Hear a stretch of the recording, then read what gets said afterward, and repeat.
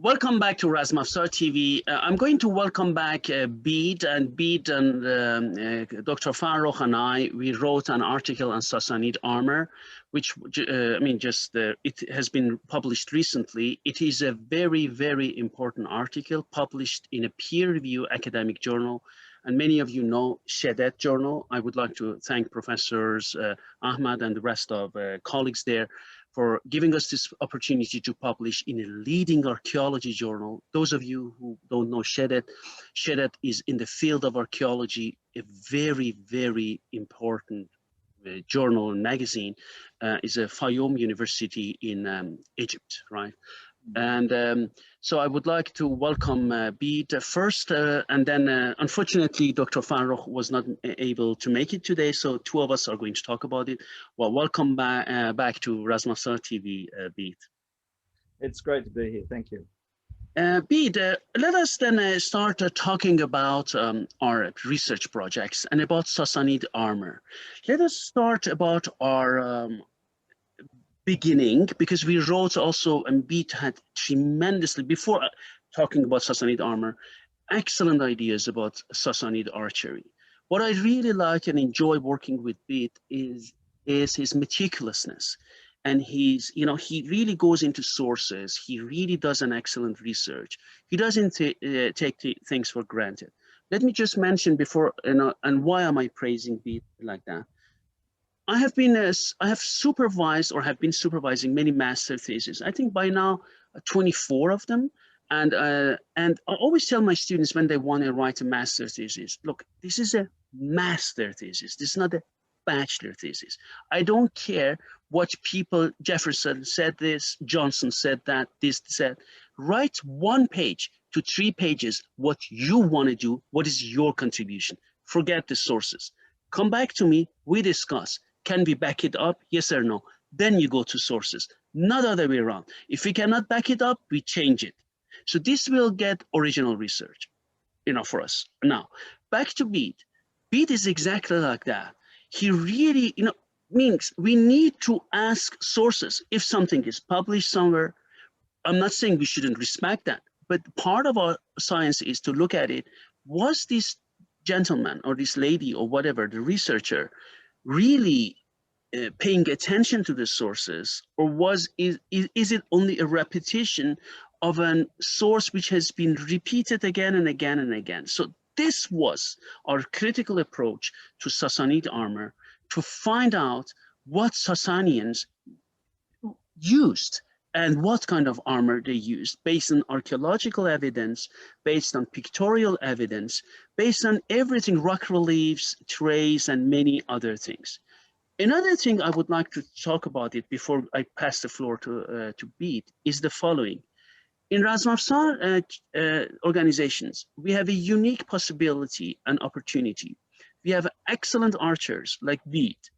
We have fighters who are full contact fighters. Why do I say full contact fighter? There is a difference if you put on armor and you get on your horse or walk around and your armor is not even functional. And there is another thing that you go and fight full contact with your armor and get hit, right? So then these members can give us information. Okay, this armor works, this armor, although it's not sharp, doesn't matter. Still he gets hit, right? He can give us information. Like Bede, he's an excellent archer. He can tell us, okay, Navak, arrow guide works like that. Not arrow guide works like that. I mean, he knows how it works, right? And so we get information from Bede. Bede is a maker. He makes, different things, like, he knows how to make quiver, many other things. And then based on that, we get information from Bede. We have different in our field. We have, okay, even empty-handed fighter. We have wrestlers. We have MMA fighters. We know how these things work. Not, okay, you need to go double leg takedown. I remember double leg takedown. A researcher was writing about double leg takedown. I myself as a wrestler know how it works, and he was getting it all wrong. And I asked him, why didn't you ask a wrestler how a double leg takedown works? You just ask a wrestler, right? But you see, so that's why we started this project to have, Bede with his experience, his exact and thorough research to look at it. We had Dr. Farrokh as a historian who knows about Persian history. And also I, with my contributions to arms and armor, so we started to do this. Now, I've talked so much, I pass the floor to Bede. Okay, Bede, let us talk about the Sassanid article. Your floor, please.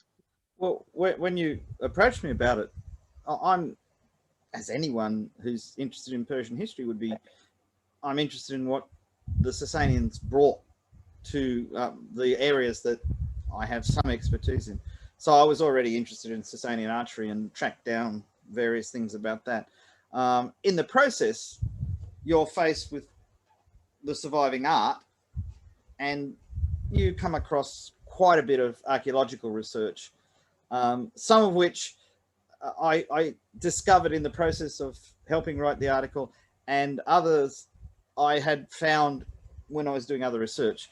I have a magpie mind. I don't just read the chapter in the book on the subject I'm interested in. I read the whole book, because if you don't read the whole book, you don't know what the author's prejudices are or what the author's interests are. And if you don't know that, then you might think this is just a nice little encapsulated description of something, but it turns out that it's possibly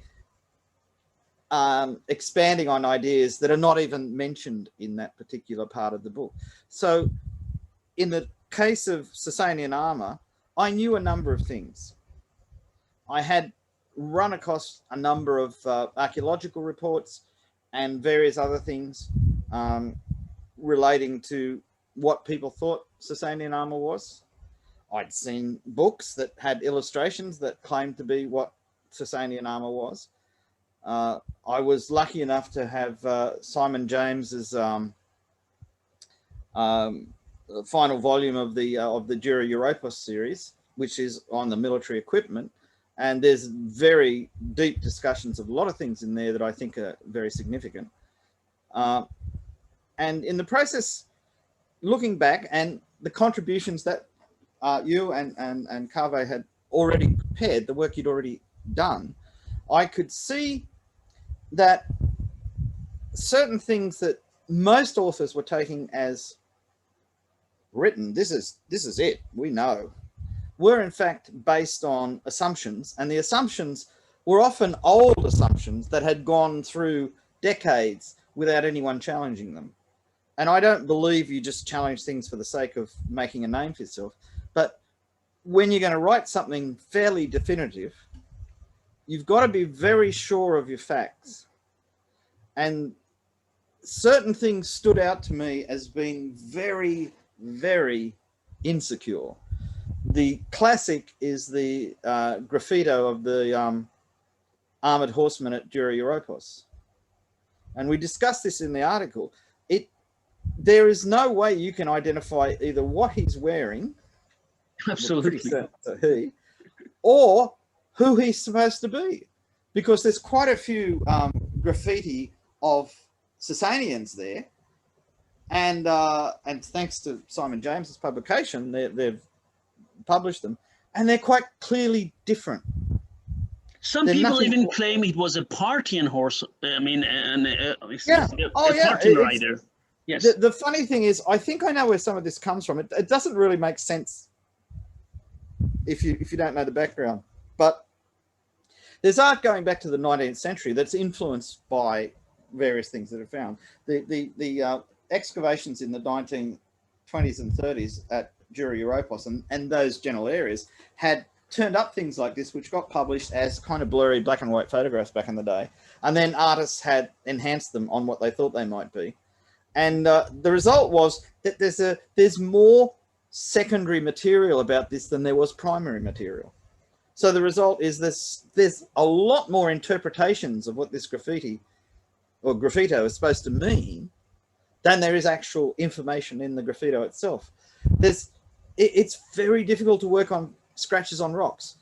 I've seen Russian and other authors working on petroglyphs, scratches on rocks, in Central Asia and into Mongolia, and it's so hard to even identify when they were done.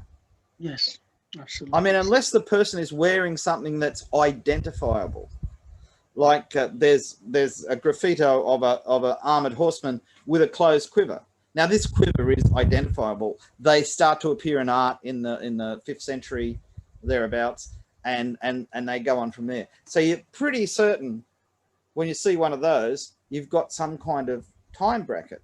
It's not guaranteed, because these might have been the people that invented it, and this might be 2 centuries earlier than your earliest date. You don't know, but you've got a guess. In the case of this graffito, which is being used by everybody,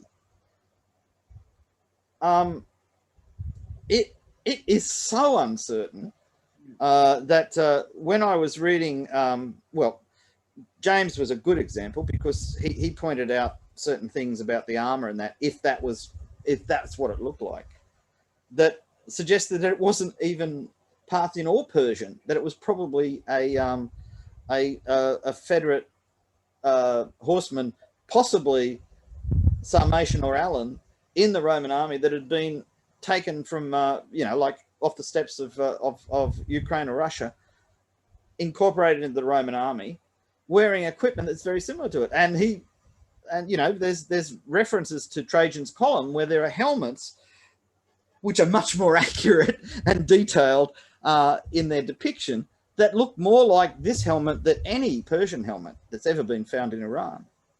And when you start to see things like that, you've got to go back and say, well, if this, which seems so solid, is not built on solid material, what other things are people saying that may not be true, or maybe just misinterpreted, or maybe because the original sources were so hard to get to that people had to rely on secondary and tertiary sources? Because there's a class of history writing that was really just assembling stories. It's narrative based on real histories, which are based on hopefully real facts and reasonable conjectures. And that market, the narrative history as a story,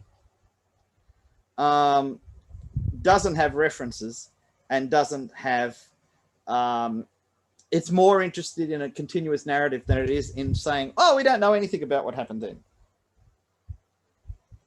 And that gets led down a very treacherous pathway, because they often rely on very partisan histories.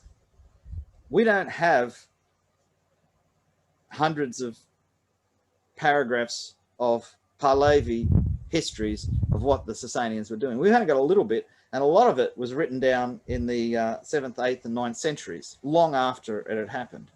Some of it by Arabs, some of it was preserved by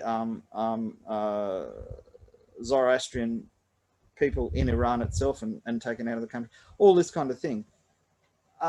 Whereas we've got quite a lot of Greek, and I say Greek by language, not necessarily a cultural thing, but Eastern Roman material about the Sasanians, because they were a big thing. There aren't that many Roman emperors killed in battle or captured, and the Sasanians were quite successful in those things. They lost battles too. It was pretty even. So we've got that. When I did further research into it, I found that there were things, because a lot of our histories are based on what happened in the West, that haven't been reported. The Wall of Gurgan, that article that we looked at, which went into the army camps and everything that were along this area, which indicated that there were tens of thousands of troops stationed there, which meant that you had to have the logistics to feed them and supply them with weapons and horses and pack animals and all this kind of stuff, houses, forts.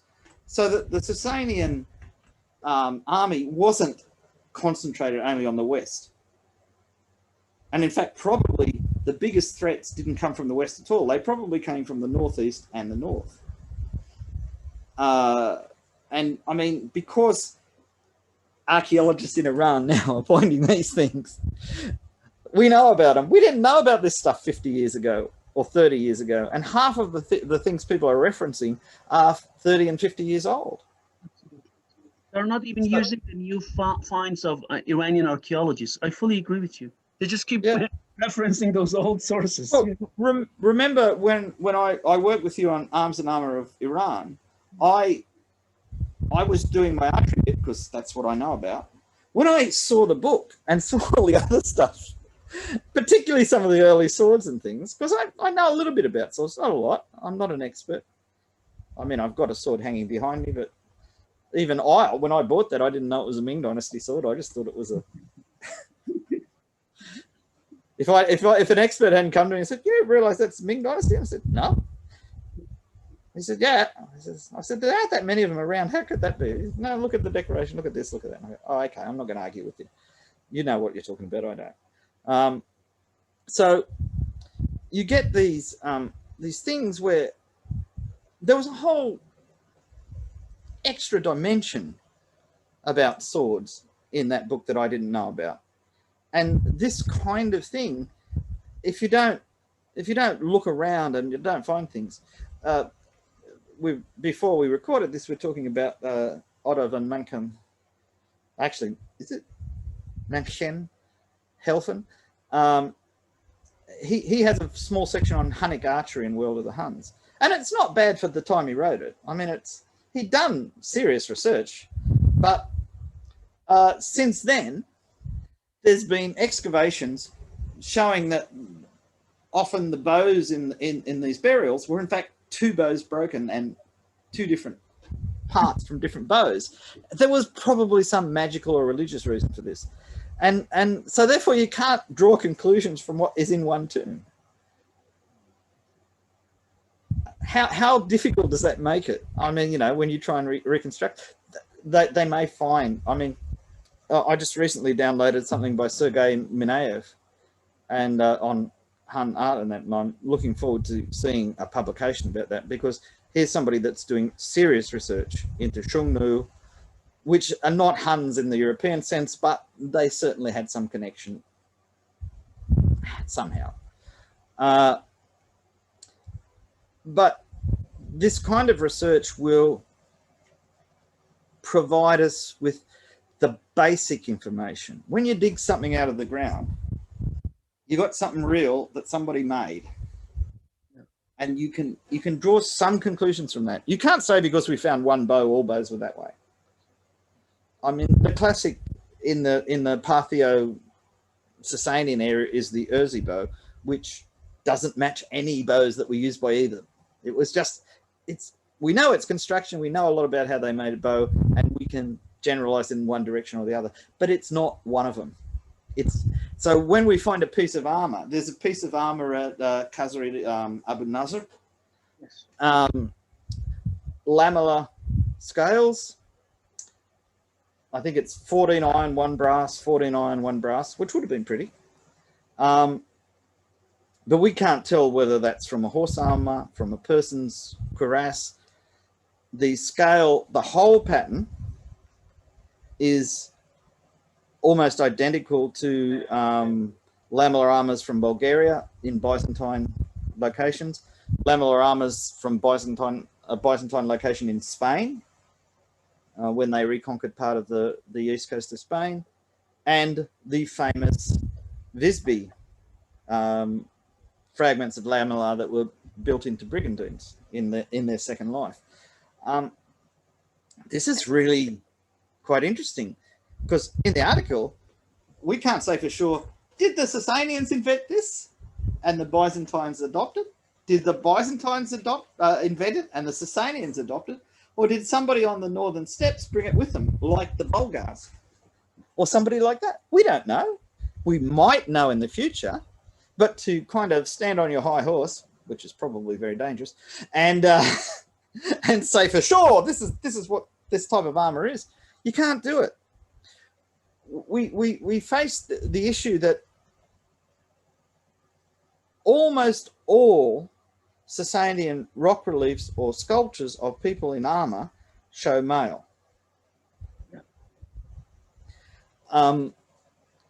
And from the earliest, from the time of Ardashir to putatively Khusrau Parviz. And that kind of suggests that that was their armor of preference. And mail is good armor. Riveted mail is excellent armor. Yes. So a perfectly good reason to do it. And if you're wearing